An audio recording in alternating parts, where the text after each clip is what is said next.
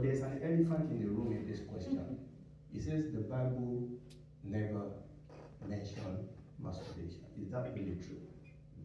Now, this is a common phrase or sentence that I hear people talk about. The Bible never mentioned homosexuality. The Bible never mentioned gender dysphoria.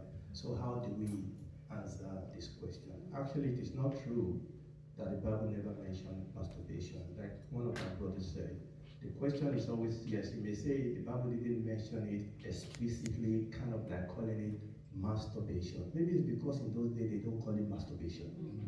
Maybe they call it something else. Is somebody listening to me? Yeah. So the question is, what is that all about?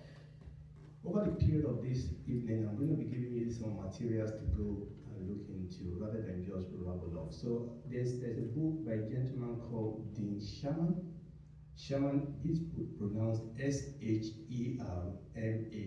Dean is D-E-A-N. Dean Sherman is called Relationships, the Key to Love, Sex, and Everything Else. The Key to Love, Sex, and Everything Else. In that book, you talk about the gift of attraction, loving and logical limit, how far is too far, wall of protection, what if I have already blown it? So the fact is that statistics show that a couple of you here in this room will probably have issue with masturbation. There are words that the Bible used for sexual sin, and that is the reason why many of us think that the Bible didn't mention it. You've had words like sensuality. You've had words like lasciviousness. You've had words like concupiscence. You've had words like fornication. You've had words like adultery. Now, we don't have the time to do that. Read that book. If we break those words down, masturbation is in there. Now, oftentimes, when we talk about fornication, okay, most of us it's kind of like a woolly word. Fornication, the root word of fornication comes from the Greek word porneia. Porneia means to use something unlawfully, which is where sin is. What is sin? Sin is when you use something for the purpose that God has not created it. Many of you probably know that I'm a GP. I see nude women. I examine women's breasts. But does that mean that I am fornicating? No, because I'm not using them for the purpose of pleasure. Someone listening to me. And actually, I can tell you that there are some tests that we ask patients to masturbate.